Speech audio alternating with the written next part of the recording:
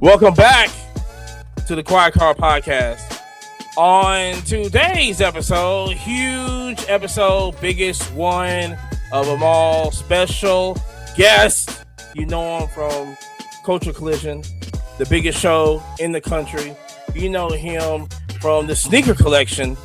You might know him for 2K. I don't know. You know what I'm saying? Some of y'all might be still crying over there. I don't know, man. I might want to admit that. Chicago's own, down to Atlanta. Let me introduce y'all to Raphael, aka Prism God. Hey. Thank you. You're far too kind. Appreciate that. Thank you. Also, brought me out of retirement. Yeah. Oh, you gonna come out for the fam. That's right. And also, appreciate people that have been rocking us from the beginning. Every January we do the Culture Collision shows. This is part one. We had to get the biggest of them all in here to be on the show. So what's been going on? Man, life. But hey, shout out before we start, shout out to Prism Goddess. She is stepped it up to the next level, and she's turning Culture Collision into something else. So appreciate her. Killing it on the content for sure. Man, real. Yeah, she is next level. She's a money monster, is what I'll say. Let's go. She's amazing. So that's what's up. Can't wait to see y'all, man. Hey, I appreciate you. Thank you. Thank you. And appreciate y'all let me be on here. Of course. It's an honor, right? It's an honor. We appreciate you for coming on. So, like I said, on this episode, basically, we're gonna give y'all the history of Culture Collision, the things to do at Culture Collision. You know, it's going to be in Atlanta, so we're gonna hit up some of the spots where it's gonna be at, and also new location, bigger than ever, right next to the airport. We also gonna do that, but you already know what it is. Your boy Money right here, Yabo's right there also, and Jerry's right there. So take it out. This episode is brought to you by Sarah Vista Coffee. If you want to support the podcast and check out some great coffee, go to sarahvista.com and use the promo code QUIETCARD for 25% off. Once again, that's sarahvista.com, code QUIETCARD for 25% off. And shout out, sell some Pokemon cards after you try it. Y'all getting money. Y'all got sponsors. Nah, listen, man. We just a cheaper version of you over here. So you know what I'm saying? I'm proud, man. I'm proud to be on here. I appreciate you guys. I mean, it's dope to see you guys do what y'all do, and I love to see black people do their thing. So I appreciate you guys, man. Jerry, you still black? Sorry, I love you. Hey, what's that? It's Gucci, baby. Hey, what's that one meme that was out there? It was like, hey, y'all are all black folks, and Jerry. You know what I'm saying? No, he counts. Yeah, definitely. But first and foremost, I just want to say, being from Chicago native, okay, congratulations on the Bears. Bear down, I guess I could definitely say. Yeah. Long time coming. How's it feeling? Honestly, man, I caught them the last Super Bowl, and I was so pissed that I didn't get a chance to enjoy it. And now to potentially be in a position where I can go see them. If they get to the Super Bowl, I'll definitely be there. And that was literally after me telling my wife that I was not going to the Super Bowl again after we went to the one we just went to. But if the Bears go to the Super Bowl, I gotta be there for that too. So you got to. I said I wasn't gonna go to another Super Bowl unless I got invited. so hopefully somebody can invite me. Shout out. Hey. So how big a Chicago fan are you? Like, do you love the Super Bowl Shuffle song?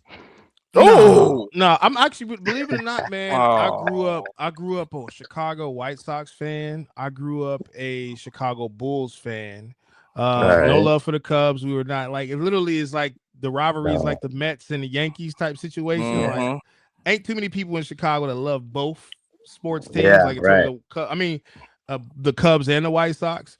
If I haven't met one yet. They're not real. They're not real. Nah, people, true, I remember when the White Sox made it to the World Series, and I was trying to get tickets, and it was like they did this little randomizer. I was like, man, that's not real for the fans. And then you saw so many people who was Cubs fans coming to the White Sox stadium for the first time to see the White Sox win a World Series.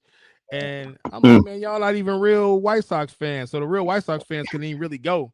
So and so that kind of sucked. But I mean, I am a White Sox fan and I am a true Bulls fan. The Bears is like we've never been good at offense, so like we've always been a It's been defensive a while. team. Yeah. And so I Mhm. mean, like we special teams and defense is what we've been kind of known for. So to see us do something on the offensive side and be able to like do our thing is different. Yeah. I'm not used to it, man. So it's different. They've been a good team all year, man. It's been amazing to see those comebacks. Hey, So, you know, last year, I remember watching that game versus the Commanders, and they hit that. I mean, that game winning, that Jaden Daniels threw that game winning touchdown in the end zone. yeah, man. And I was just thinking to myself, like now. what could have been last year. But I mean, I'm kind of happy that they waited off a year. Jaden Daniels is injured. You know what I'm saying? Hopefully, he gets back to getting healthy. But I really, man, it's kind of dope to see Caleb Williams be, because I wasn't a Caleb Williams fan at all. I was on the Justin Fields bandwagon. Like, all right, I'm riding with Justin Fields. He needs a chance. But to see what Caleb Williams has done in a short period of time is amazing. And shout out to him and that coach and that team, man. They're doing an amazing job. They are, man. He's got a cannon, bro. Hey, he does. He's showing man. up. He's showing he got up. a nice touch. Yeah. Yep. Yeah, he does. He's showing up. So did you play fantasy football this year? Man, I've had time to really do fantasy football. Like I was, man, for a couple years, I was just spending money on fantasy football. Like, because I'm in a couple friend leagues where we pay to get in, and I was just spending money, and I wouldn't spend time to really like put my team together, and I wasn't keeping up. Like I'm in sports and doing sports cards, but the fantasy part, I just didn't have time to really sit there and be like, because I mean, if I'm at a show, I don't got time to sit here and do my rotations because I'm at a show, and like I ain't got time. Hey, man, you forget. I forgot. I forgot. And so after a while, I feel like I was wasting money. So I stopped. But I do enjoy fantasy. And for a couple years, I was a champ. You know what I'm saying? I was a champ on a couple leagues I was in. But now I don't have time because you gotta literally be able to keep up.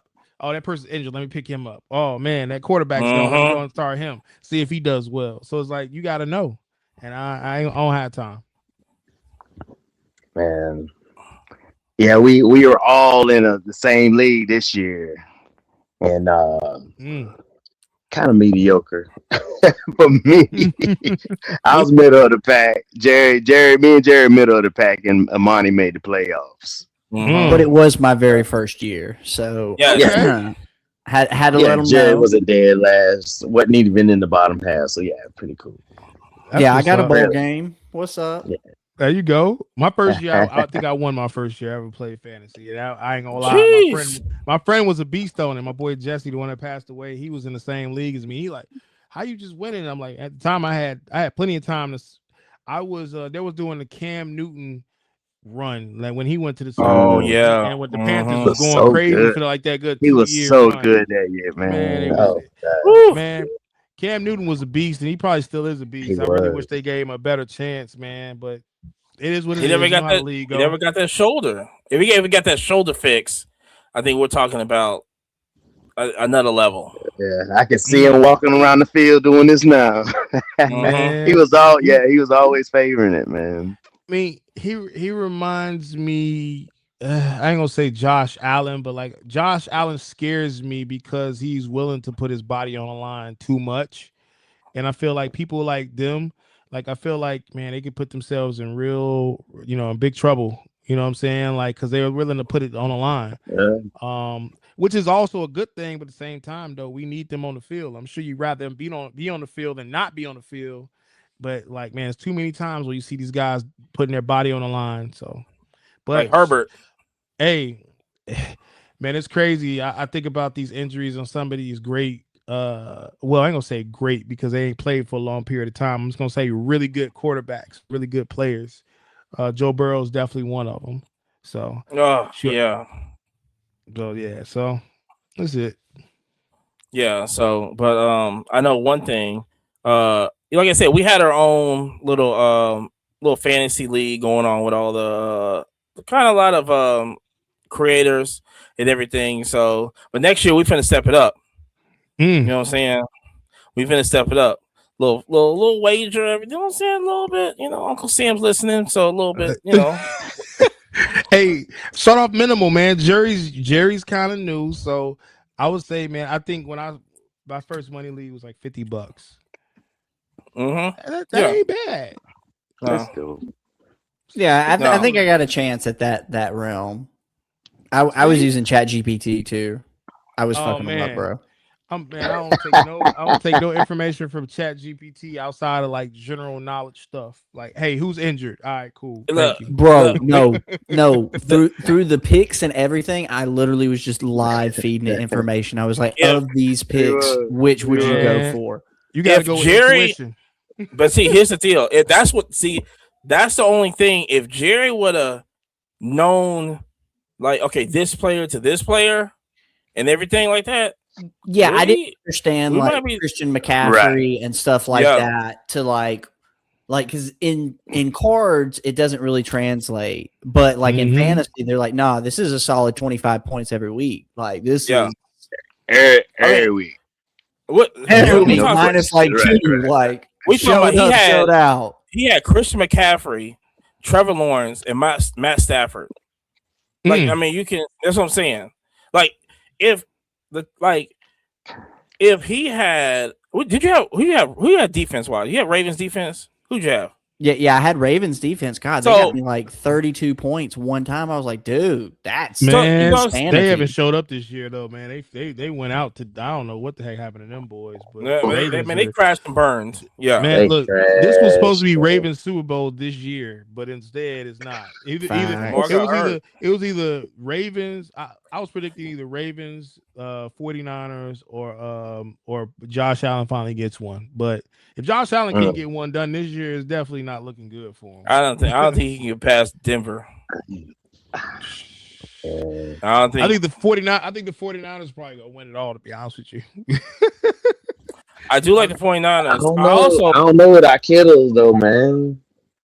And Brock Purdy looked like he looked like oh my gosh. He looked man, I'm starting to believe it. I believed it 2 years ago, and then like I predicted them to win the Super Bowl last year, and they didn't get there. So, but I mean, I know they had their little issues, man. There was a couple plays they wish they probably should have got that didn't. Same thing with the Ravens. Same thing. It's just those 1 or 2 plays away just from getting it done. Like no blowouts. So, I mean, it's very interesting to see how the NFL is kind of panning out right now with all these new teams. But good things, we're going to see a new Super Bowl champ unless Philly turns around and just start catching fire all of a sudden. No, Philly's out. They gone. They gone. When they lose? This past weekend? Yeah, they go Sunday. Yeah, it looks so sad, man. What I said it last week. AJ, man, oh man, it's not gonna be good in off season. AJ he missed them 3 passes. He did miss some. They dog out my boy Jalen Hurts so bad, man. He's just. I heard at the beginning of this year talking about how bad he was as a quarterback, and I'm like, man, I feel so bad for Jalen Hurts. I feel like he's never really gotten. Well, I can't say. Well, from a financial standpoint, he got paid. Mission accomplished. But from a respect in the league aspect of it, they do not respect that kid, man. Like, it's crazy. And read a defense. I mean, he got to do something right. He got paid $500 million, so he get. You can't bench him. That's the problem. Paid too much money because they keep winning. And that was always like Philly's thing. It was like the key. Listen, I'm Alabama. I'm Alabama through and through. This is born and raised. You know what I'm saying? This is Roll Tide down here. Yes, it's face football family down here. I'm just gonna put it out. Yeah. So people come to me thinking that, well, you're an Alabama fan. You don't like. He hadn't done us nothing. The most stress I was there was when he was playing. It was so stressful. And then Tua saved the day. And Tua saved the day. Yeah, you had to say today. You know what I'm saying? I watched those games. It was crazy. You know what I'm saying? So like I said, I mean, listen, Jalen's a good guy.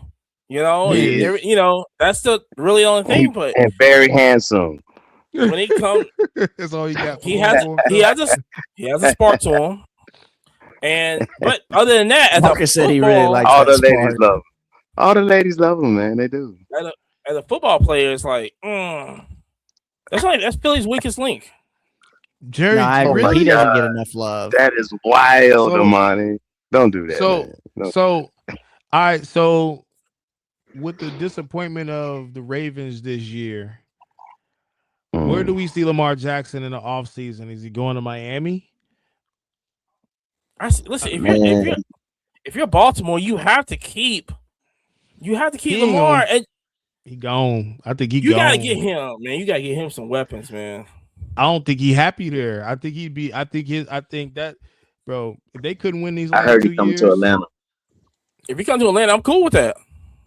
I like him coming to Atlanta. I like him going to Miami, and I like him going to Atlanta. Both of them. Either one of those is fine for me. I think, root for the Falcons. I think whoever gets let's rise up, baby. Let's go. I think whoever gets John Harbaugh that's the real winner. Yeah, I was wondering about that situation too. I knew, and that's why I'm saying like that's more of a reason why I think Lamar is gone. Coach is gone. He's gone. I did see that he's gone. Both of them can go to Atlanta. Both of them can go to Atlanta. They come to Atlanta all day. But shoot, what you gonna trade Michael Penix for Lamar straight up and just say it's a wash? Yeah, because you could argue that Lamar may be on a decline versus we give up a handicap. If they can do that straight up, that would be crazy. I'd take him. That would be so crazy. It's not even close. Michael, done. He's got it. He's out of here. This is my theory.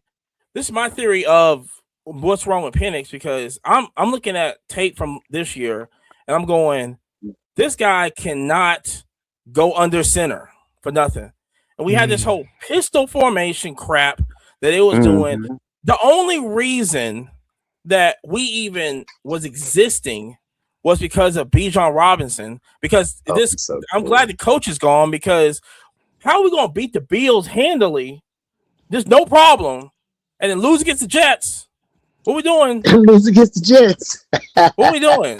It be games I go, this is our year.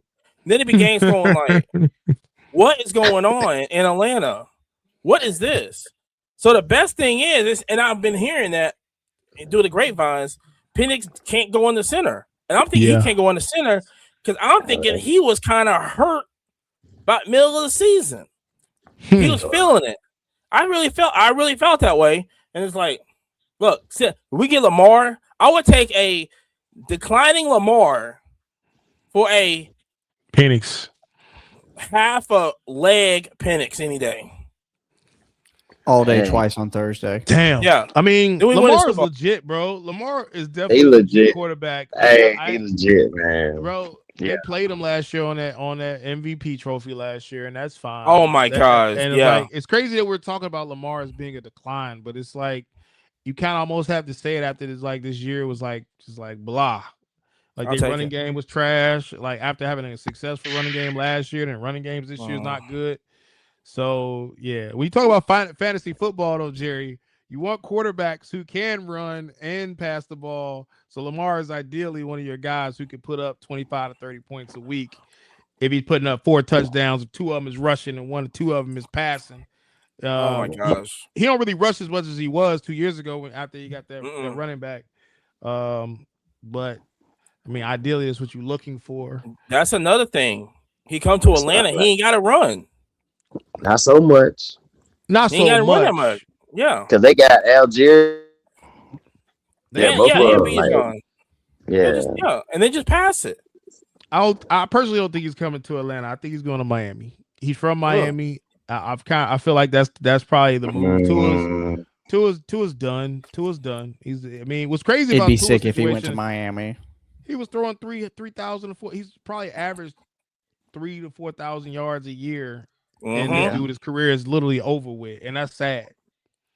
That's sad that's what we're saying about a 3,000 to 4,000 yard passer. Oh, I know, I hate it. It's just roll time, man. I mean, it's sad. It's really sad. I was gonna say Carson. How y'all feel about Carson Beck? That changed from Georgia winning the championship, and now potentially win one with Miami. I like Carson Beck. I like Carson Beck when he was at Georgia. I was going to say, how much longer is he going to stay in college? Isn't this like his 7th season in college? I mean, I'm not trying to be rude, he was injured, but like he was injured, and then he was injured when he left Georgia. You know what I'm saying? And then last year just kind of that team was kind of not there. But like I said, he's in Miami now. I mean, he only went there because of the Twins anyway. But I always like Carson Beck. Very marketable. Very marketable.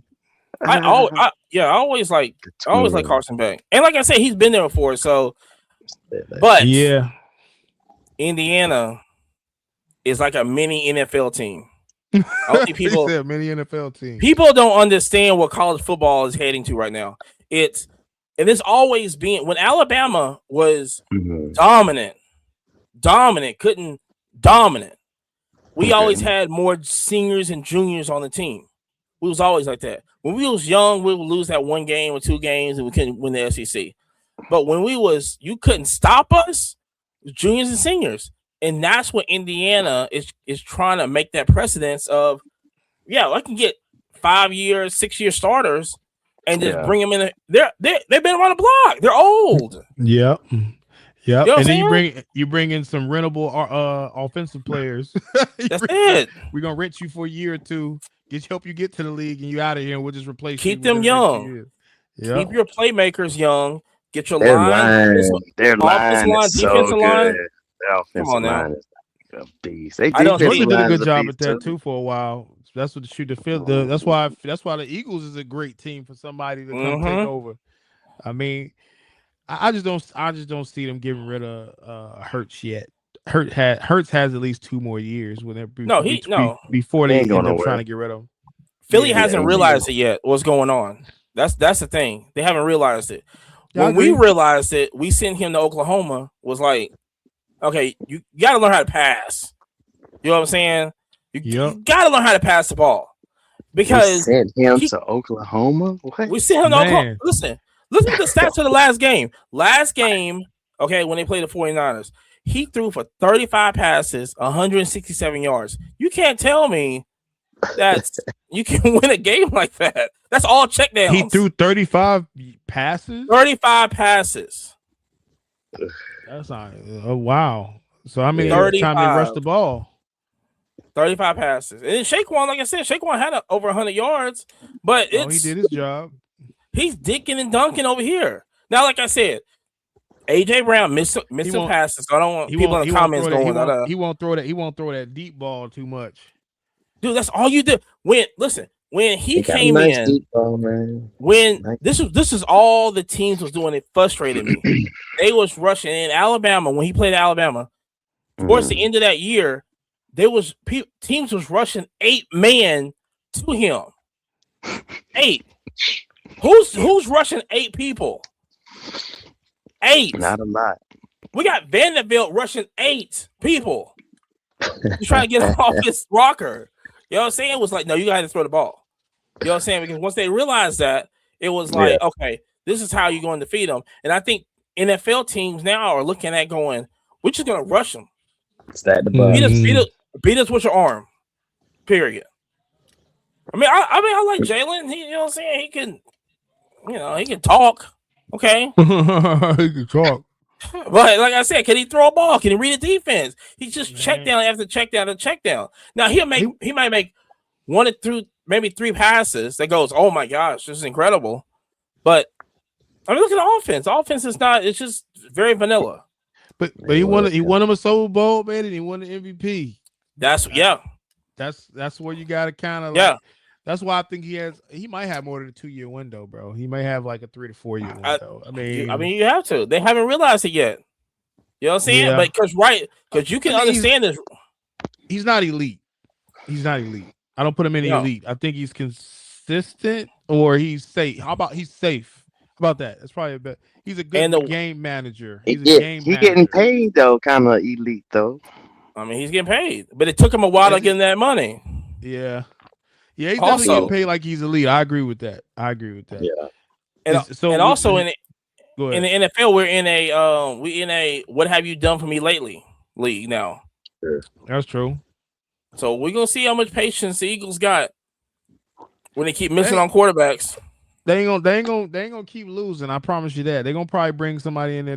I think you probably have to draft somebody who can help make it competitive, because I don't think I will say this. I don't see the same fire I see out of Jalen Hurts like the hungry, like 3 years ago, Jalen Hurts fired up off season. I'm back in the gym, hearing stories about him working out with Tom Brady. I'm not hearing, we're not hearing about these stories that we used to hear when he was a nobody, before he got paid, before he won a Super Bowl, before, Philly became one of the best defensive teams in the league, especially, and even offense. So, I mean, now it's like, you start pointing the fingers and you start saying, all right, well, if it ain't the coach, it's got to be the quarterback. If the quarterback, it's got to be the wide receiver. It's got to be something. Because somebody's not making the right plays. And they just fired the OC. So there you go. Point figures. Yeah, Offense, they got to figure out there something. It goes. Yep. I'll be hot. If I'm the OC, I'll be. You know how mad I would be. I'm giving this guy the best, the most kindergarten plays I can give him. You know what I'm saying? I can't do my job. Oh, Jerry, get him, man. Get him. Listen, I get fired. Amani's the biggest hater. You're wild. Amani's a hater. I'm just gonna say that I think it's. I'm not gonna throw Jalen Hurts under the bus, man. I want to believe that he's still a good quarterback. I think he's a good game manager. I don't think yes, he is getting paid elite money, but I don't think you gotta throw him away yet. I think you bring somebody in there to bring some fire in him that he hopefully can help. Because I don't think he's the answer for 10 years. Right? I don't think he's a 10-year answer. So for that sake, I think you have to bring in somebody else that maybe they can groom and take their time with. Kind of like Aaron Rodgers being better than Brett Favre, right? So you bring in Aaron Rodgers, let him ride the bench for 3-4 years. You let him go ahead and develop, and then you bring him in. So I think you do a tactic like that. Of course, and at that, because I think it'd be stupid to sit here and just say, all right, we're going to trade you and get rid of you and bring in Lamar Jackson. We don't want that. I think you develop somebody else and take your time. So I think that's the smart play if I'm Philly. I think that's the better play, in my opinion. See that. Yeah, that's smart play. Yeah, because I mean, he doesn't, because for one, he getting paid. And he got your Super Bowl. So he can't really say much.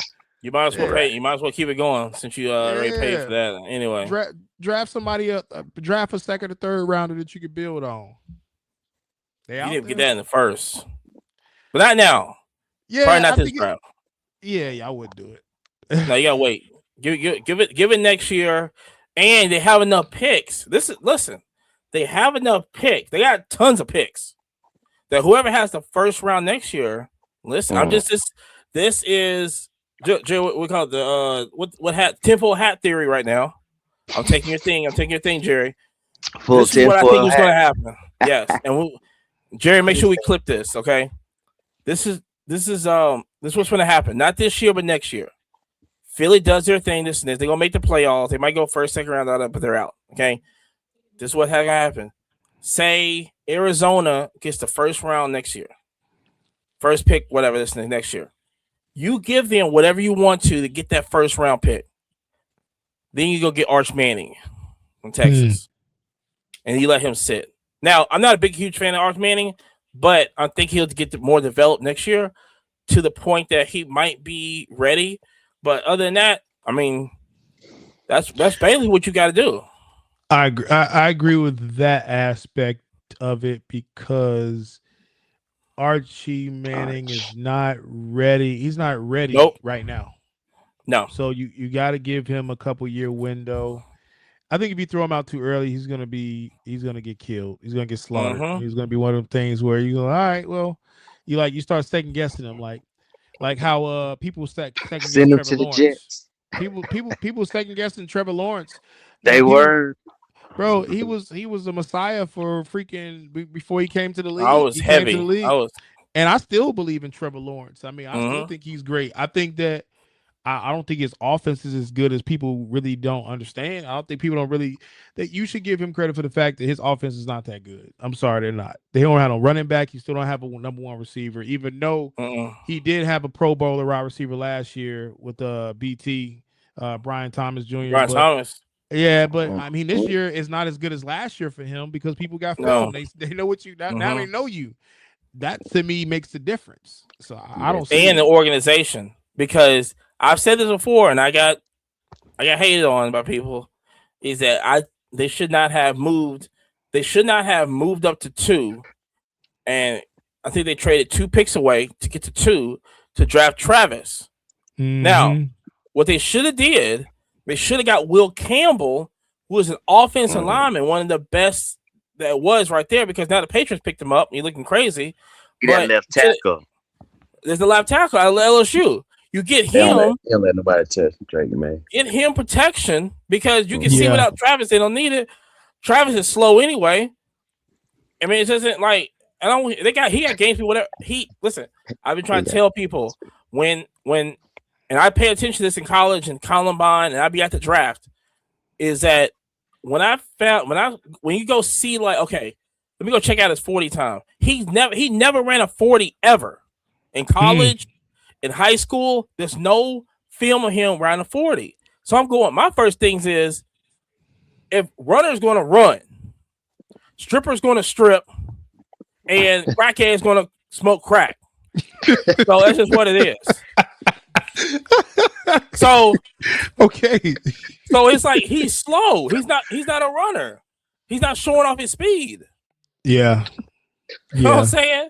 So that's all. It's like, why y'all drafting him? Trevor needs protection.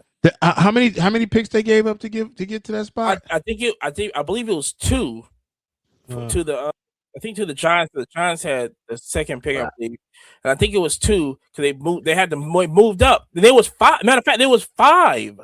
They was at 5. They moved up to 2.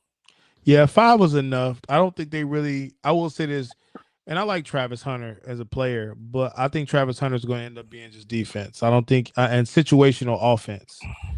And he was a third string. He was third string. Yeah, that's probably where he's gonna end up being. He needs to be wide receiver. That's it. Option 3. Yeah, he needs to be his best position is going to be wide receiver. He can't play corner. I can see the comments right now. I can see him in corner. I can see him on cornerback, man. You can't have corner. I definitely think he can play corner, man. He'll be fine. He was third string. I mean, but it was his first year. He's still a rookie, man. Yeah, that's what I'm saying. Rookie. I drafted him number 2. That's right. But he still needs Amani hate fest continues. You say what? The Amani hate fest continues. Yeah, Amani hate fest continues. Like I said, listen. I'm just saying. Like when you talking about best corners when he was there. Like I said, he's not he wasn't like a Caleb Downs. You know what I'm saying?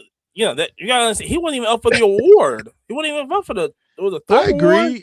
I mean, I agree. I'm not sitting here saying that Travis Hunter didn't get, he didn't get that a treatment like he was better than what he is. Mm-hmm. I honestly think that Shedeur should have probably went first round. And I mean, Travis Hunter still should be first round, but maybe not as high as he was. Of course. Maybe not as high as he was. Maybe, but that's what I'm saying. So does Travis Hunter get pick number 2 if what's the name? If Jaguars don't select him in the second round, are they able to get him anyway at the 5th round? Could they have got him in the 5th round anyway? I'm sorry, the 5th pick anyway? Yeah, that probably more.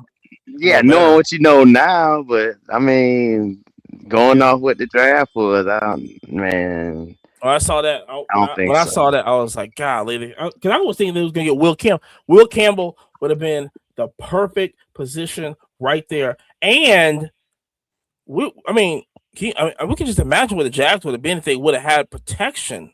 Yeah, just right there, and then you could have just got him another receiver somewhere, second and third round, because there was plenty of playmakers there, so it wasn't like they're missing out. You know what I'm saying? Just give him somebody. Matter of fact, they could have got old dude from Tampa, Mbakwe or Mbaku or whatever his name is. Yeah, he could have got. Yeah. They could have got him from Ohio State. I mean, you're right. You're right. I mean, no, and it is a knowing what we know now, and I think we only saw a sample size of Travis. And before he got injured, it was a couple games where you was like, oh shoot, the passes and some of the catches that he was doing, you were kind of like, okay, now I see what's going on. But I mean, I would say this was crazy is and y'all may disagree with my statement I'm about to make, but I will say this. Here we go. Travis Hunter is actually played better than Marvin Harrison Jr. his rookie year. And I still believe in Marvin Harrison Jr. And to your point about Arizona before, because you talked about the team, people getting drafted. Arizona Cardinals is a dangerous team if they draft the right quarterback and they have the right coach over there. They got all the talent. They got all the talent. They got everything you need. They just have a quarterback who does not believe in the system anymore and who's not probably what he needs to be. You know what I'm saying? And he might be in the equation or might be going to Miami or going to Baltimore or going somewhere else. Very interesting what's going to happen next year. Trey McBride is the best tight end. Bro, Top some 2 fire tight over there. ends. I mean, it's, you know, Lamar, and then if Lamar go there, if Lamar go to Arizona, you like that? Man, Marvin Harrison finna light it up. Light it up. Over with. Light it up. Be nice. I got I got to check the stats real quick. I was trying to check the stats from Marvin Harrison compared to Travis. It was Kyler Murray could not see him. Could not see Marvin. It was a lot of times Marvin. It was a lot of times Marvin was open, but it was a lot of times he was kind of dropping that ball too. You know what I'm saying? But you know, this year I thought it was gonna be a breakout season too. I thought he was gonna out here, you know, but Kyler Murray just couldn't see him. Man, Kyler Murray didn't play. And Kyler Murray didn't play. Right. That's true. Which I felt like they just shut him down. To just, you know, we might as well just get a higher pick. You know what I'm saying? You think Jacoby Brissett don't do anything? Hey, he broke some records this year. Jacoby Brissett. Jeez. Well, Travis had 28 receptions and 45 targets and only 300 yards with 1 touchdown. So I'm probably wrong then. I'm pretty sure that was compared to rookie year. I'm trying to find the Marvin Harrison Jr. stats from last year. Looks like 62 catches with 8 touchdowns. So I'm sorry. I apologize. I'm absolutely wrong. Marvin Harrison Jr. had a better rookie year, even compared. And that's kind of worrisome if I'm Travis Hunter. With a Trevor Lawrence. That's what I'm saying. Like, they just need tape. That's all they do. They just need tape. And I kept telling people, I was like, some of them plays in college he was getting burnt on. Like when he can't play man to man. Like he can't play, like, you know, if the receiver is just on a go route, Travis he can't hit no angles. Let me stop. Any comments finna light me up. He got to put his toe down. Yeah, that's why I had to check my stats. I don't want your comment section to kill me too hard, man. I'm a little rusty on the stats, so I had to double check.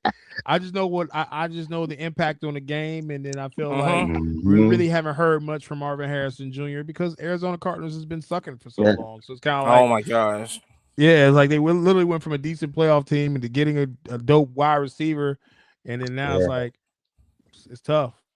Yeah, you can't do it. Just gonna get a quarterback right now. But let me go and pay some bills real quick, and we're gonna get into the culture collision conversation. And we're also gonna say, hey, who got the best wings in Atlanta? So let's go right here. Hold on, real quick. All right, so let me go and pay some bills real quick. All right, okay, all right. Because you ever been to a big car show, you already know how it goes. You walk in tired, 2 hours later, you ready to go, feet hurting, hungry, all that. Okay, but this is exactly why you need Aspire Health Energy. Stay in your rotation, especially shows like the biggest car show in the world. Culture Collisions coming up this month. Aspire Health Energy drink, balanced energy, 80 milligrams of natural green tea caffeine, so you're locked in, loaded, no jitters, no crash.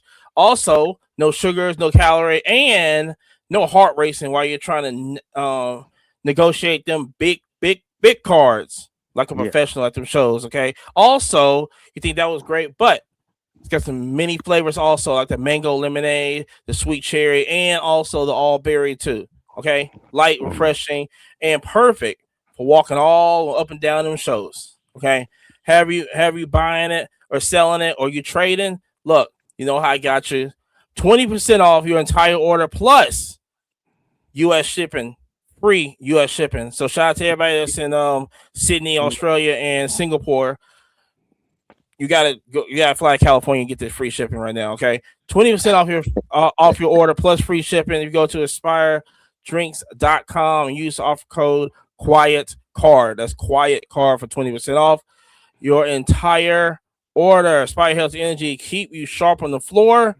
Focus on the deals and energize all day for Culture Collision. Jerry, you got any announcements? Listen, we are always buying. Listen, if you've got cards that are messed up, whatever, hey, that's fine. Send them my way. I'm always buying damage bangers. Hit me up. Yabo, you got anything? Heck yeah, man. We're going to be at Culture Collision. Okay. Weekend after next. Soon as you come in the door, 2 tables behind.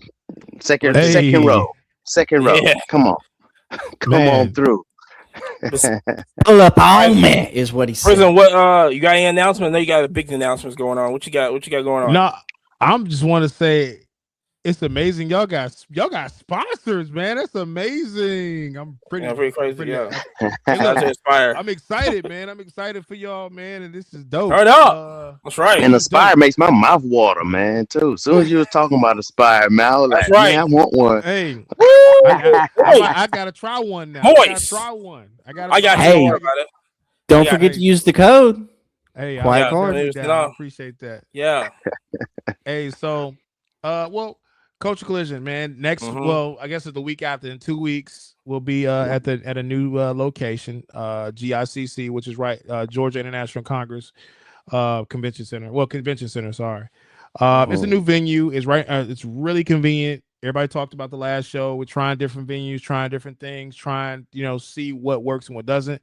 Preparing for some new ideas, hopefully in the future, and wanted to see what was out there. So we decided to try a different venue as close to the airport for all the many people who come from out of town, and want to see how it work out. So we're looking forward to it. We're excited. We have at least 400 tables sold, and it's going to be a big show. So it's going to be a dope show, man. I'm proud of what we're doing right here in the South. We've been doing shows for almost 6 years now, a half a decade, and we're going to keep going. Let's go. That's what I thought. Yeah, I love to hear that. Yep, keep going. We're gonna do more shows this year too. So we do our next show after that is September, and we're gonna start doing some smaller shows to try to build up our market a little bit more than what we have. You know what I'm saying? I know I travel a whole lot. And so I know I want to kind of stop traveling as much and kind of focus more on our market. So you'll see me more. Okay. So man, so those small shows, they gonna be like at a smaller venue.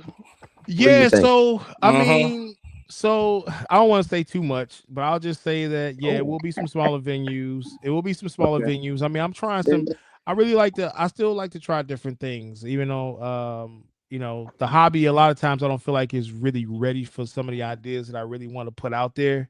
I've had to kind of scale back some ideas, but for the most part, man, I still think big, and I still think and believe that we, in order for us to create new collectors, we need to try different things. So I'm always going to try something different. And still ATL too. You said what? It's still going to be in the area, ATL area. I'll just say that we're going to be traveling. All right. Breaking news. Breaking news. Just know that we will be traveling. I'm not gonna say where. Toronto. Yet. Okay. Man, let's go. You know what's funny? Well, me and my wife talked about like a couple of years ago doing a show overseas, man. So, and that's why honestly, you see me traveling. I travel different places. I like to see what's going on in different places. I want to see what they got going on. So that way I can kind of figure out, what's what. Because honestly, I do believe that our brand is really good. I do believe that, the people who continue to support us believe in some of the things that we believe in. So I just want to continue to expand that. And I feel like in order to expand that, we have to put ourselves in different positions to where we can appeal to new people, because new people can't necessarily, if they've never heard us before or they haven't experienced us before, maybe they can't afford to travel to Atlanta. And that's why I really want to try some different places. So hopefully we can start bringing some of those people with us to start traveling with us. So that's one of the things we want to do. So that'll be something we work on this year for sure. So let me know this. So what's like the biggest challenge, right, in scaling like Culture Collision to that level? Man, it's a crazy question, but I'll answer it as honest as possible. Oh man, I think our success happened too quick, and it's like, I remember when I first did the first show we ever did, and we did it was like 350 something tables. The first show we did, it was at the Renaissance Waverly, 350 tables, and I remember my mom saying, "You don't want to start off smaller?" And I'm like, at the time, I'm like, nah, I don't want to do that, because I feel like if I do it too small, and it's like, I felt like I like the challenge sometimes, but then reality got to kick in too, right? And that's when I think reality kicked in, like probably 3-4 years later after we had started out so big, and I was like, all right, so how do we grow from what we already are? And I think that's kind of one of my biggest challenges I've been trying to focus on, and that's really, honestly, man, it's people like you guys, it's people like that continue to support the show and want to see us win and want to be want to see us become successful and be more successful.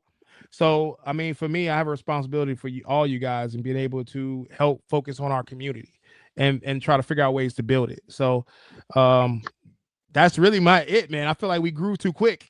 I think we grew too quick, and now it's like I want to go back, and I want to get the people that left us to come back and say what see some of the things we maybe did wrong. So that's it. Okay. So hopefully that was it.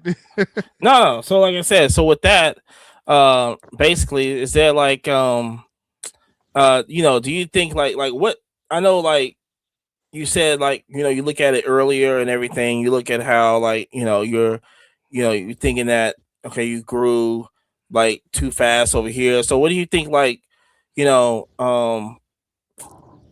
have the I guess the stuff that's earlier that you've seen that goes on, like what has shaped like this show that you have seen like earlier in your earlier shows?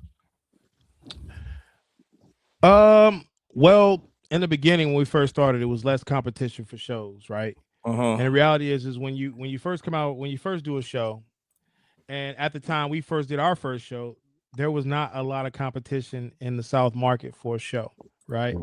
So you talk about when you do a show and you have a show, it's supposed to be, a really big show, really, people coming from, like our very first couple of shows, we had people coming from Japan, we had people coming from Virginia, and now, right, you got to think about it. Now there's shows within a 2-hour radius of each other, and they're competing for the exact same real estate. So that, and now, it's different. Like, that's why I said, like, I wish there was some things I wish I would have changed. I can't say everything because I don't want to say too much, but I'll just say that I learned a lot within these last 3-4 years, and my approach. I do believe that we can still do the best show in the world. And with that being said, that's why I said I want to kind of step back a little bit and say, all right, well, we know what we are, we know what we're good at, and then we go from there. So, but I think the biggest thing in the beginning is what I learned is, bro, it's a lot of competition, and I think we got to continue to be able to separate ourselves from everybody else. But I think if we get people, like, again, I'm giving you guys credit because at the end of the day, you guys make the show. I've said this for years, and I've said this. There's podcasts and YouTube videos of me talking about this a long time ago. We make the hobby dope. We make the hobby good. We make a show good. So at the end of the day, if we support a show, that's what makes it good. Like there's really nothing outside of that. Everybody goes to Dallas. So guess what? There's expectations on that show being good, right? Yep. Because everybody goes to that show, then guess what? It's going to be a good show. You have some of the biggest buyers, you have some of the biggest, most money in the world coming to one show. And at the end of the day, that's what we do at Culture Collision as well. We literally have some of the biggest buyers in the world. We have some of the biggest collectors in the South and in the world that still come and support the show. So whether you have $1 million in cards and you want to come and sell cards, you can do that at the show. I think that I just think that that's that's where we are right now. I think that's our truth. So I mean, Now look, you guys make the show. Now look, I said this plenty. I said this plenty of times before, and I still say it to this day. Is that Culture Collision for me is the national is just a different beast than any other show. But the thing that makes Culture Collision that top of the show is that you come and it's a different vibe than any other show, right? You go, I appreciate that. You go here, right? You're not the thing, and for me, I love it that's in January, right? Because you get that huge show feeling that when you go here, it sets a precedence for all the other shows. Okay, I know every time I go there, right, and I'm set up there, probably all the way until like May, I'm going like, this show is just not like energy, like Culture Collision is. And that's what it's talking about. There's no other show that. Well, I was gonna say a lot of the energy comes from. I mean, just quick interjection. I love the live DJ. I love that there's panels. I love that in the corner you got people hooping, right? Like you got literally like you're not seeing talk shit like, hey, let's go shoot threes right here. It's right here. You know what I mean? Like it's a fun experience in the sense of like over here these guys have sneakers. I love the woman who sets up and does the candles in the shape of the Jordans and stuff like that. I love the candle lady. It's a vibe that no other show has. 100%. We appreciate that. I mean, when we first started with this idea, we wanted to make the hobby inclusive, and I still talk about this a lot of times with other people who are not a part, who don't consider themselves a part of the hobby, right? I say, man, look, just because you buy a pair of sneakers and you don't feel like you're a part of a collectible space, I mean, I think you're wrong. And I mean, I've had conversations with a lot of sneaker collectors, a lot of people who are in the fashion world who collect watches, Rolexes, expensive cars and stuff like that. And I tell people all the time, just because like we're all kind of the same person. At the end of the day, we buy something, we love it, we appreciate it. We have that moment where it's like, man, it's the chase of whatever I was pursuing, right? And then you get that, and then it's like, all right, well, what's next? And you might, and it's that next high, it's that next thing, and then you might sell something, you might trade it, you might do whatever you want. But once unless you genuinely like, this is it, I'm not getting rid of this. This is what I want. And I think you can have both of them. I think you can have it to where you can collect something, but then you might get rid of it as well. So, I mean, we appreciate all the kind words y'all all saying, man. And I ain't gonna lie to you. A lot of times, man, it can be very discouraging. It can be very discouraging when you see other things on the outside looking in. I'm not going to talk negative about any show because that's not what I want to do. I'm just going to say that. Eventually it will get to the point where, and you can mark my words on this, eventually it's going to get to the point to where it's not about the show, it's about the quality of the show. And then at that point, don't be mad if you finally see, and you're probably seeing it anyway, if you got a show here and you got a show within an hour of that show, don't be mad if it happens and when it happens. And then people will have to choose what makes the most sense to them. And I think that's where we already are now. And that's why I said I think I made a lot of mistakes in the beginning. I think one of the biggest mistakes you probably already know is I didn't do enough shows in the beginning. We did not do a lot of shows in the beginning. I think that was one of the biggest mistakes I think we made. Now, I mean, and there are a lot of shows out there now. I mean, absolutely. It's grown. I mean, every state you go to now, you're gonna have a system. Probably can run up on something. Yeah. It's different. Yeah, I can imagine, man. Yeah, it is gonna have to evolve though, and then you're right. Folks gonna have to choose. So the thing basically, like I said, I've always, seen, and we discussed this, a couple of times, and I've always told you this, right? Is whenever you move up another level, there's going to be another devil that's going to be right there, right? So the whole thing about I mean, this is a massive show. Okay, let's not act like this is in a Ramada Inn somewhere in like Iowa. You know what I'm saying? That. This is not. You know what I'm saying? It. So I think for people to, because all the people they listen, we get to the spoiled factor of just coming to the show, and it's easy to see like stuff that's not happening right or all this other stuff, this and this. So look, if you want what I mean, listen, we're not talking to like the national or anything like this. We're talking to one of the most accessible shows that you can go to and still have fun. When you go to the national, okay, you can see baseballs and different bats. Babe Ruth did this and Babe Ruth did that and all this other stuff. But when you come to this show, right, this is a culture collision. This is not just a car show. This is sneakers, this is clothes and everything. So what's the behind the scenes like? Day one going, how can we make this even better than last year? What's that conversation? What's the thoughts on everything like that going? Man, it's more of an argument with my wife.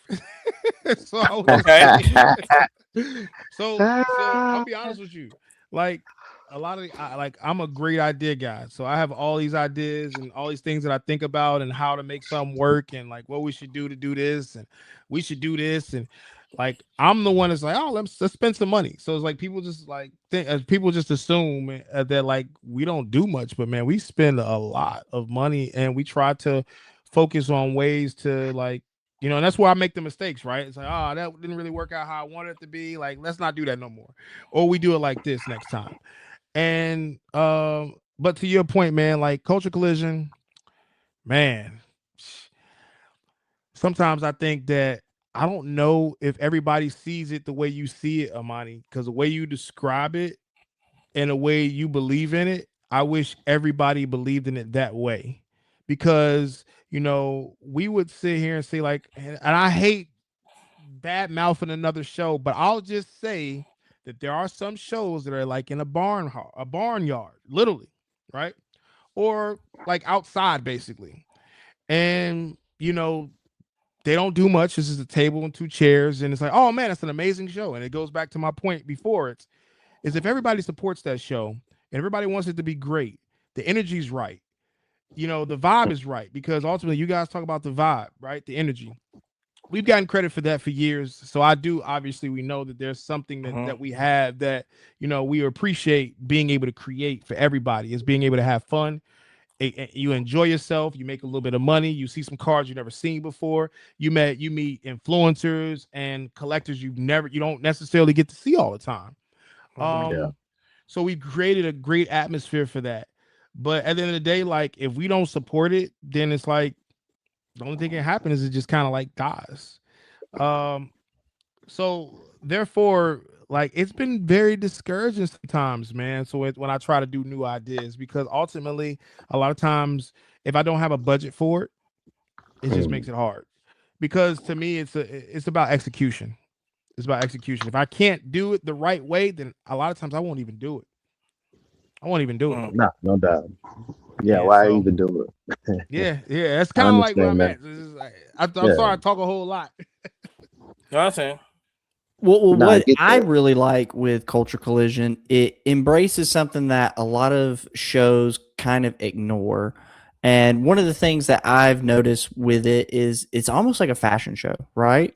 Like if you show up, you've got Travis Scott's on, you know, I noticed your Supreme bracelet, whatever, right? Like it's slick, you know, if you know kind of things, right? At a lot of shows, you know, people kind of feel strange to like really show out.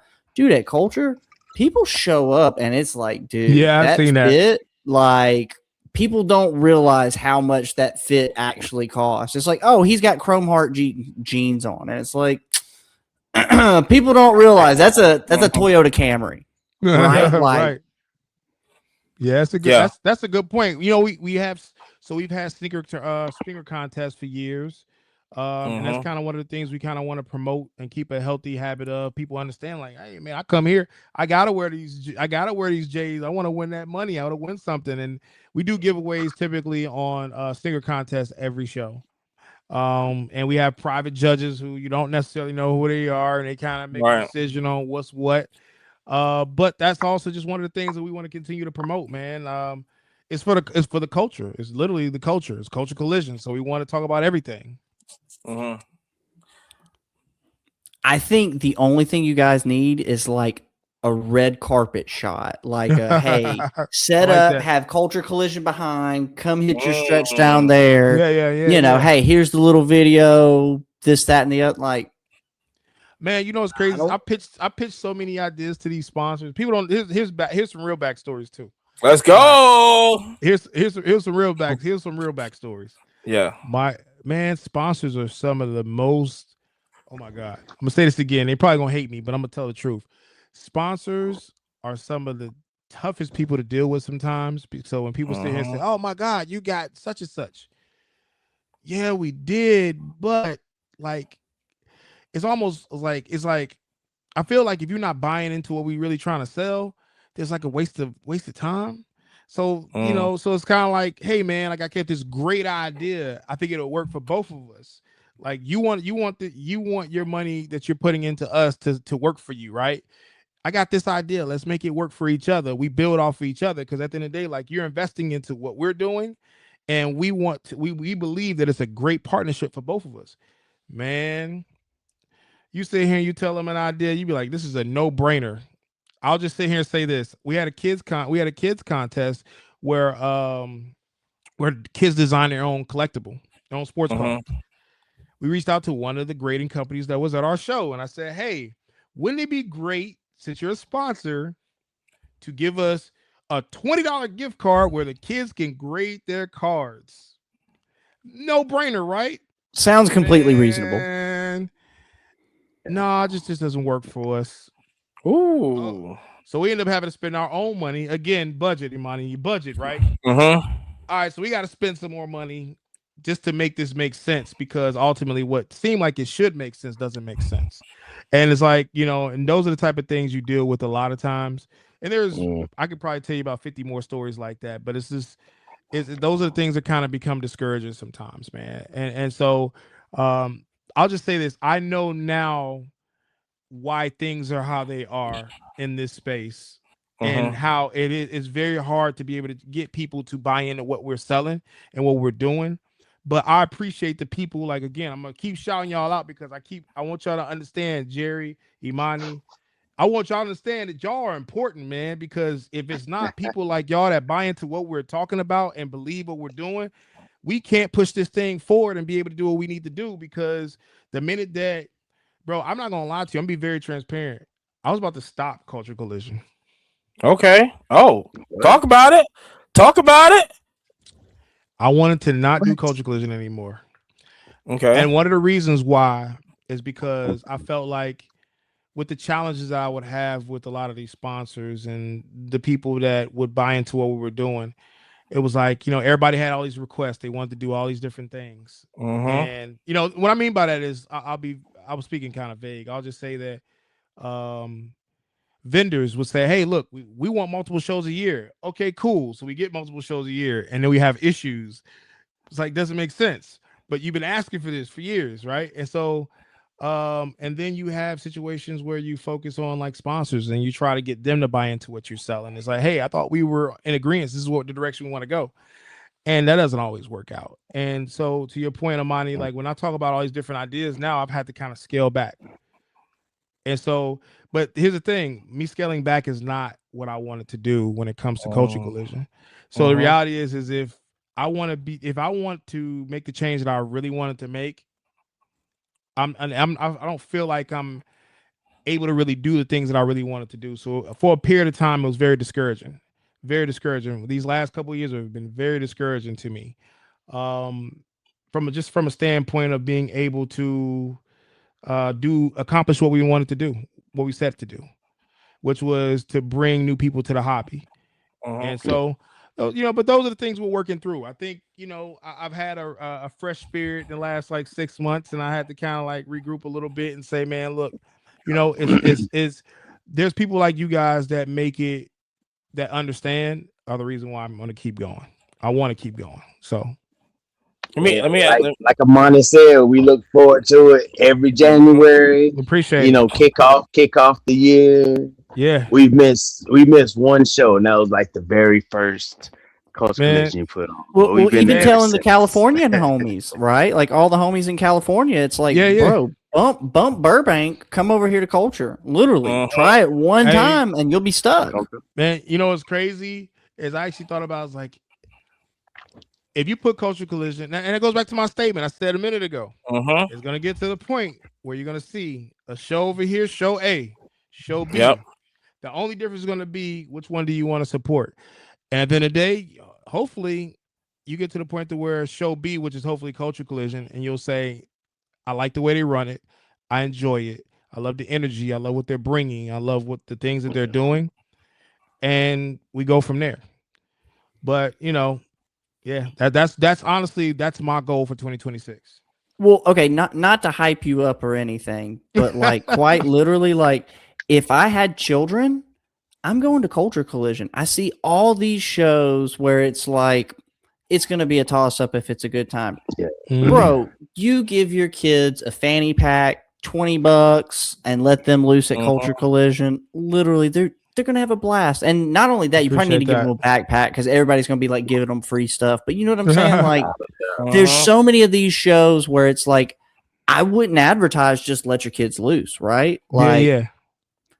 So I don't know. That's one thing. It is one of the most kid-friendly shows because the National is not kid-friendly, regardless of what anybody says. Yeah, it's different. No, I agree. It's the best kid strategy I saw at National is we met these little boys and they had a radio, and literally their dad would like radio them and been like, yo, it is lunchtime. I don't care where you're at. Come to, that spot now. Right. And it's like people there, man. It's crazy. Yeah, I agree. Yeah. So it's that happy middle ground. Dang. So this, go ahead. Then like speaking of like the kids at Culture Collision, so y'all had the card contest, making your own card. But didn't our homie Alex, didn't he win? Like I'm pretty sure he did. Yeah, he did. Cowboy Alex, cowboy card. He's supposed to be helping us this next show. He's already been.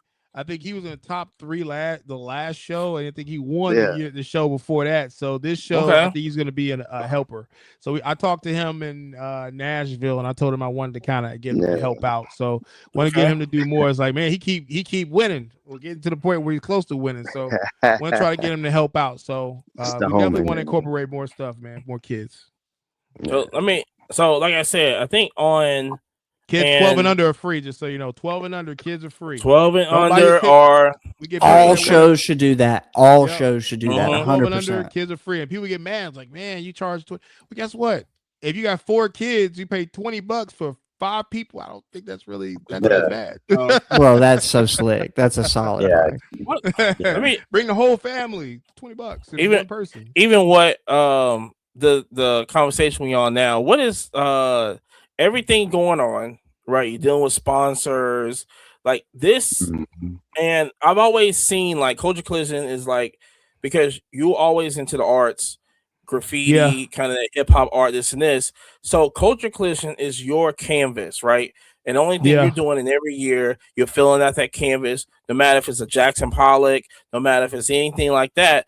This is your art, and people just going to have to just appreciate this is what you bring to the table. But I appreciate that. So my question is, what is one thing that you absolutely refuse to compromise on what this show has to bring? So what's that one thing? Man, you sound like my wife. Like one thing I will not compromise. Man, that's a really good question. Man, I feel like I've compromised so much with the show at this point. I would say I would almost argue the DJ because we feel like the DJ is family. I knew it was gonna be Mega Man. I do I was it. gonna say I feel like I I do feel it. like I feel like Yep. he's I do it. like we had one DJ the first year and then he wanted to go up after that year and I was like, all right, so we tried one dude. It's like, hey, it was fair. And then I like the fact that every time we did a show, he was like, hey, I got some new speakers, I got this new stuff, I want to try this. And so to me, it was like he was always trying to make it better. So I was like, yeah, you know what? And he was like, man, you said we was gonna be locked in, and we've been locked in for 5 years. I'm like, yeah, we locked in. So yeah, people like him, man, we appreciate. I mean, he definitely, you know, and the one thing is like, even though I'm black and or whatever, he's very diverse. He plays diverse music. Oh my gosh, you know, he doesn't play just one tone of music. You know what I'm saying? Like I think I respect the fact that he is a craftsman of trying to appease everybody that's there. Everybody. You know what I'm saying? Like your girl might hear and he knows how to keep the vibe going too. A lot of these guys, like it'll be jamming for a little bit and then it'll die down. Bro, the whole time it's like, oh damn, I hadn't heard that in like years. Pop off. Yeah, he's good. Yeah. No, DJ is definitely on point. Yeah, definitely DJ is on point. That's all I can say. He's good. So that's probably my one compromise. I won't do that. We got to look forward to seeing them too. Love that couple as well. Yeah, very good. They came the last show. I think they came for the anniversary. So it's September, the last September show. They had a little anniversary. So of course we had to hook them up, you know, for anniversary. So we did some stuff for them. But yeah, like I said, family. They sacrifice. Yeah, that's what's up. Yeah, I think you know, just a lot of people out here hasn't, like I said, this is a massive show. This isn't, like I said, this isn't the mom and pop show. This and this. It can be, but the traditional car show, this and this is way more than what you're expecting to come in here and everything doing. Yeah. So even like I said, I said this before, is that, like I said, just either you can be McDonald's or you can be Wendy's. Okay. So either other shows are just making burgers just to make burgers to please, to just try to catch up with McDonald's, or you just McDonald's and you do your own thing regardless of what situation that happens, and you never go on that level of Wendy's or Burger King and this. Like I said, I always said that's how this show runs, and like I said, I'm always excited. This show's number one on the calendar for me. Every time I make my calendar out for the year, I always put Culture Collision on there. I'm hitting Yabo up. I'm hitting Jerry up. Hey, this is what we're going to do. What's the strategy? Appreciate it. But and I will say this too, Amani. I'm sorry. I want to say this because I want you guys to understand. I appreciate you guys. After this conversation, I would like to try to see if you guys will do the podcast at the show. So if that's something you're interested in, you know, that was news. You know, so ultimately, like, you know, I want it because again, I continue to say something. You like, I ain't gonna say too much. So yeah, I have a bunch of ideas, right? And a lot of times it costs a lot of money whether I do something or not. So I'll just sit here and say that I really want you guys to be a part of the show. And doing a podcast at the show would be kind of dope because I was actually gonna bring Prism Gods back at Culture Collision. So I think it'd be kind of dope if we do our podcast, you do your podcast. We're gonna have a couple breakers that will break also as well. Some of the ideas that I want to do for the show. For the many people that have never been to the show before, that are watching, has never been to the show before, our January show has gotten up to 18,000 people for a weekend at the show, which I think is amazing for a Southern show. And, you know, so at minimum, you should see at least 10,000 people because I think on average, we still do get around that. And I hope you guys come out and have a good time, man, and enjoy what we got going on. Media passes? Media passes? Media passes? Breaking news? Media passes? Let's go. We will definitely be there. Let's go. Sure, of course. Now hold on real quick. For the audio listeners, that is the 24th, right? January 24th? 23rd to the 25th. So it starts that Friday, and we the 24th is Saturday, and then the 25th is Sunday. So yeah, we set up on Thursday. So for us, it's a 4-day weekend because we set it up, and then so we're working on a couple of different things. All right, the official media of Culture Collision. We'll take that title any day. Hey, listen, I Yes. made sure to have that Saturday off. I'm not gonna lie. I put that shit in a couple months ago. Appreciate you. Thank you, sir. Thank you. But- Appreciate it. Everybody that supported us. I mean, people that are listening, people that are watching.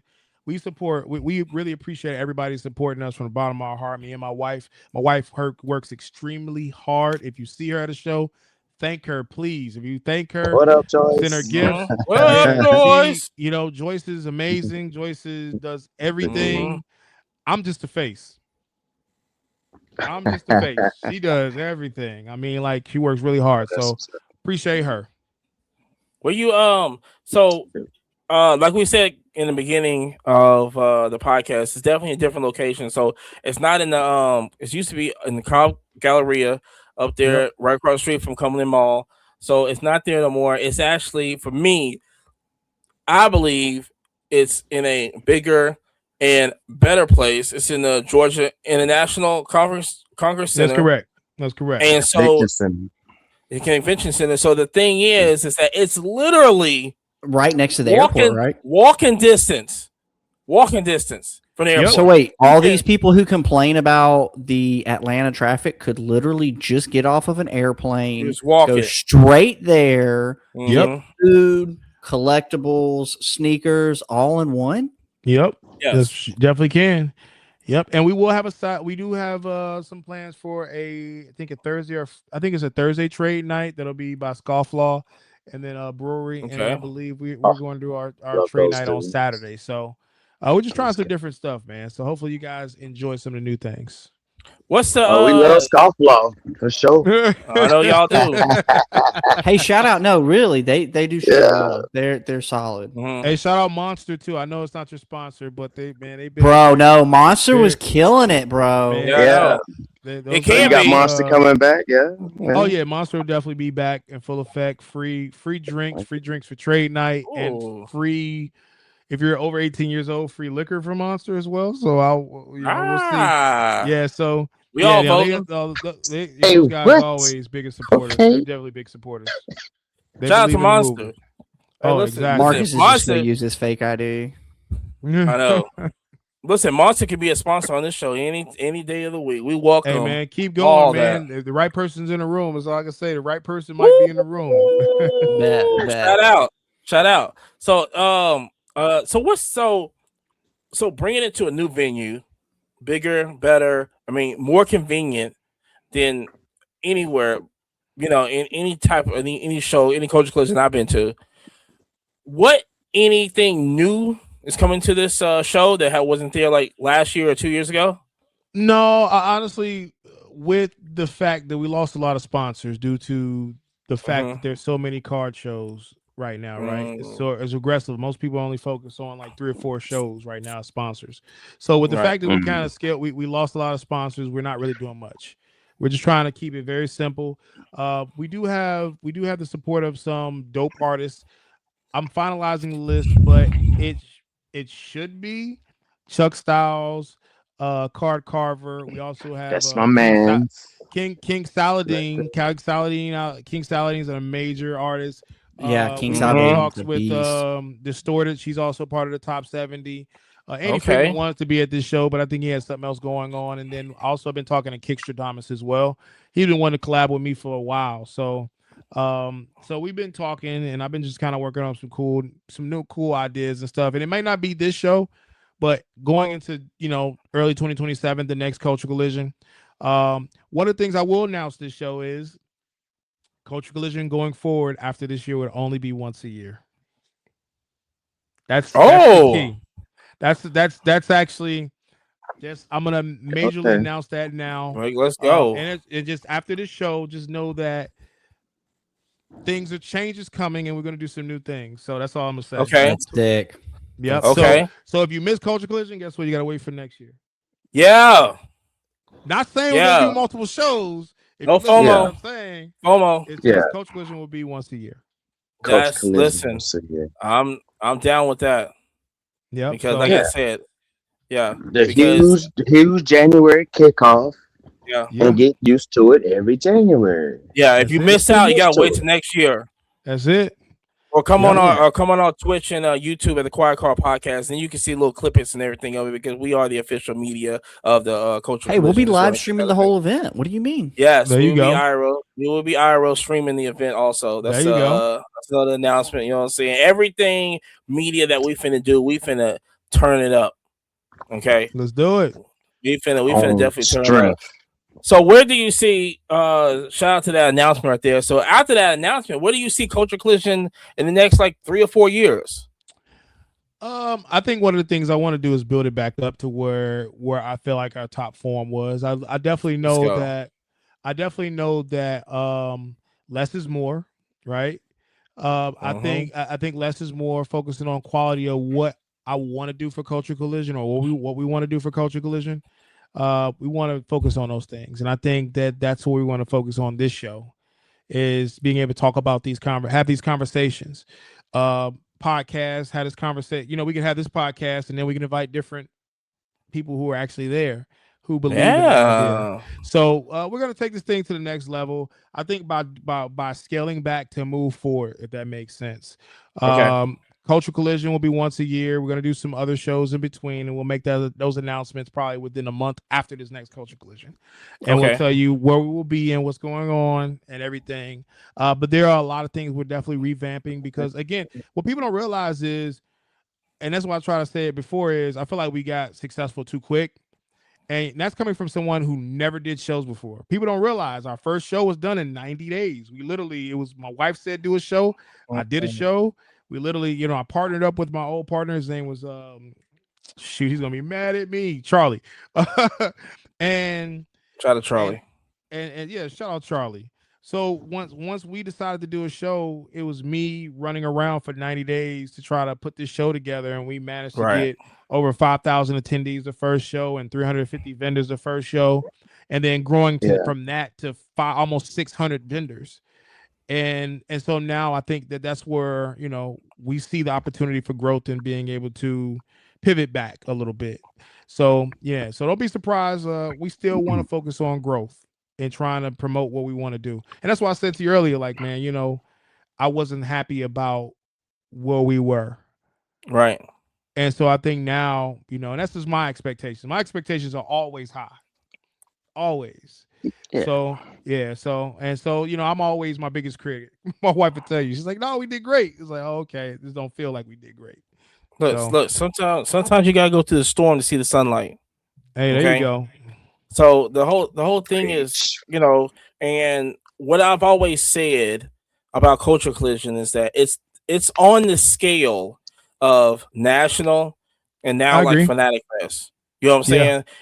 It's always the 3 shows. It's national, Cultural Collision, and Fanatic Fest. We appreciate that. Which Fanatic Fest got Cultural Collision birth Fanatic Fest. I don't care what nobody says. I was going to say, I don't want to say they copied your homework, but it really felt like they copied your homework with a couple more commas in their budget. Mm-hmm. Well, I'm just going to say, y'all said it. I'm not going to say nothing besides y'all said it, but we really appreciate that, man. My boy Cage Laura said the exact same thing. While we was at Fanatics Fest, he was just like, "Yeah, this is the guy that started it." I appreciate it, but there's no knock at those guys. Mike and Bill are great guys. Ruben's a great guy. At the end of the day, business, we still can do business, of course. But I do believe that there's some things that are missing that we can definitely do that, I want to focus on what we're great at. I want to focus on what you guys love and what makes us us. And then we grow from there. And to me, like I said, it's always just like, let me take a step back and then we go forward. And so hopefully you guys will ride with me for that, man. And for the people who are supporting, I appreciate y'all again. We love y'all. And I ain't gonna lie to you, man. Like, if I knew what I knew right now, I would not do a show. But I'm thankful to be here, and I'm also going to say that, and I'm also going to say that I do understand we do have a responsibility. We have a responsibility to you guys in the South, the Southeast, and we're going to continue to focus on a great show. So, thank you. Now, look, how do you now to end this right now? How do you, for the people out there that's listening right now, and shout out to everybody that's made it this far, of course, y'all legends. How do you want that first attendee to feel when they leave your show? Like somebody heard this show, they come in there. How do you want that person to feel when they leave that show that day? I would say, man, I remember there was a scenario where a kid, a parent was with their kid, and they was just like, "This is the first show we ever been to, and my God, we had an amazing time." And I think that as long as there's some wow factor to it, and there's some awe to it, and there's that nostalgia, I think as long as we can continue to create that, then I feel accomplished. So I think that's really what I'm going to continue to focus on is I want to create more memories for collectors and people like myself who can sit here and appreciate it. Because for years, I've been talking about the fact that we're true transactional. We've been transactional for a very long time. And that's why I sit here and say it's going to get to the point where one show and another show are going to compete with each other. We're literally about to see it for the first time ever where Dallas, Fanatics, and Burbank are competing against each other in one weekend. And at the end of the day, many of us can't afford to go to all three, but some will have to make a choice. And at the end of the day, that's what it's going to boil down to. I mean, we're witnessing it on a major scale, but now we're going to see it on a smaller scale too eventually. So I want to be that option that you be like, I'm going with them. I'm going there because I know what I know what I'm going to do. I'm gonna enjoy myself. I'm gonna make money. It's gonna be a cool atmosphere, and I get to see some stuff I've never seen before. So that's my goal. And like I said before, you either McDonald's or your Wendy's. Yeah, that's it right there. But like I said, I do want to appreciate you coming on. Like I said, it's every January they know what it is. It's real quick on the McDonald's Wendy comparison. Mm-hmm. It's definitely fucking Chick-fil-A. Are you serious? I agree with Chick-fil-A. but I don't know, man. Raising Cane's is kind of growing on me. I mean, look, I love Raising Cane's. Now, hold on. Hattie B's. This is the food segment. We don't have a Raising Cane's here. We have tenders. You have Zaxby's. We have tenders also. And a lot of people don't know about tenders. We have within Huntsville, Alabama. I just want to put that out there. Shout out to all my overseas. Tenders balls out. Honestly, literally puts them all to shame. All the shame. Man, I haven't had them. All the shame. Come get that. Next time you come to Huntsville, I got you. You know what I'm saying? We get it on there. But like I said, we do appreciate you coming on. Like I said, yes. Culture Collision, like I said, is this month, January 23rd to the 25th. Okay, so everybody book your flights, book your hotels, do all that. Okay, Georgia International Convention Center. Yes, that's right by the airport. Like I said, so Prism, whatever. Listen, shout out, do whatever. Say all your social media stuff, everything. The floor is yours right now. Take as much time as you want to. Take it away, man. I want to tell me they can follow you at. I would say give me a follow on Prism_God, Prism_God, and also give my wife a follow as well, Prism_Goddess. Followed by our business page, which is also Culture Collision Trade Show. Those are the three platforms you can reach out to either one of us on, and you also can give us a follow. Also, I have a YouTube channel which I'm building back up. It's also Prism God TV as well. Let's go. And shoot, podcast is on there. I don't have an audio aspect of it. I am working on that eventually. We got a network. More content. I'm doing more content. I'm coming back to content. I literally told my wife that, a part of me falling back a little bit. I fell back a little bit in 2025. I wanted to focus on content this year. So I appreciate you guys again having me and getting me on here, shaking a little bit of rust off a little bit. Yeah, so that's kind of dope. I appreciate that. I can spread my wings a little bit. Hopefully, you know what? I kind of realized that there's a lot of people that are watching me. And so I think that, whether it be positive or bad, right? I think you just got to give them a good show either way. So I think that with that being said, I mean, I'm learning. You know, me and you, Amani, we've talked before about a lot of serious things in this space, right? There's a lot of haters, a lot of people that are out there who will prey on your downfall. Of course. They will prey on your downfall. Even being like, you know, one of the first Black promoters in the card space, you know, I don't really talk about it very often, but I think it's very important to say that there are people who prey on your downfall, and there are a lot of people who are jealous about certain things that are going on. But all I'm going to say is, man, forget the naysayers, forget everybody. Just focus on what you know, as long as you wake up every day, you know, you gave it everything you got, and you're making yourself proud, you're doing what you need to do. And and just remember those kids and those parents who are sitting there saying to you, man, like, those are the people who I do it for. The people that say, man, I appreciate you. I'm thankful for you, man. Because if I didn't have this before, now I have something with my son that I can bond with and I can keep growing. And I enjoyed myself too. And my wife enjoyed it. And like, there's a bunch of people with a bunch of stories that I've heard like that to go along with the negative as well. But I'm just going to say, forget those people. If they don't if they don't want to get on the boat with you and they don't want to ride with you, all you can do is focus on what's going to make you happy and try to make, because you can't make everybody else happy. So, I mean, I wish everybody the best. I mean, I love all the people that support us, man. And we hope y'all continue to ride with us, because we believe, and I believe in what we're doing. So, I mean, all glory to God, man. And if you don't believe in God, all glory to whoever you believe in, man. And I wish y'all the best. Thank you.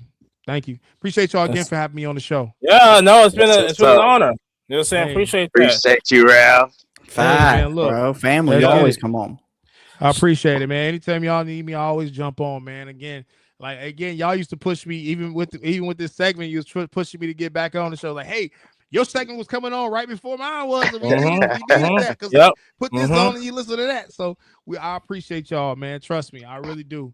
Because I mean, at the end of the day, man, it's been you know, a lot of people don't understand. I've suffered from depression for a very long time. After my brother was murdered. So a lot of times, like, I get in these down spells, and I have to remind myself, like, man, who I am and what I got going on, and try to get focused on getting better. So I appreciate y'all, even when y'all don't think I am. So thank you. Well, look, like I said, we appreciate you. Stay up now. Of course. Thank you. Appreciate you. Like I said, Culture Collision, like I said, the biggest show in the country right now. Yes, sir. Like I said, we will be there. The Quiet Car Podcast will be the official media of Culture Collision. Definitely, we'll be doing our first live podcast there. Let's get it. Shout out to that. Also, like I said, follow the podcast on Twitch and Kick and YouTube. Also, we're gonna be live streaming there. Also, remember, you can follow the podcast also on iHeartRadio, Apple, Spotify, and Amazon Music, where you can have Alexa. Actually, if you say, hey, Alexa, play the Quiet Car Podcast, it will actually play the podcast right there. Also, the 100th episode is coming up soon. We have the merch dropping in a couple of weeks. Let's go. Okay, so crazy. It's crazy. Week is almost here. So shout out to that. Also, like I said, shout out to everything on the podcast. Like I said, we're growing up right now. We got new shows coming in. Quiet Car After Dark is going to start next week. Like that. Kind of a spin on a nightcap situation. We're actually going to be live doing that. We're also going to have our first live. We'll have a first live podcast. So follow us on Twitch and Kick. Also, follow us, sub it up. You know what I'm saying? All of that. But until next time, always remember that discipline will take you more places that motivation couldn't. Okay? We are out of here. See y'all at Culture Collision. Appreciate you. See you next week. Game on.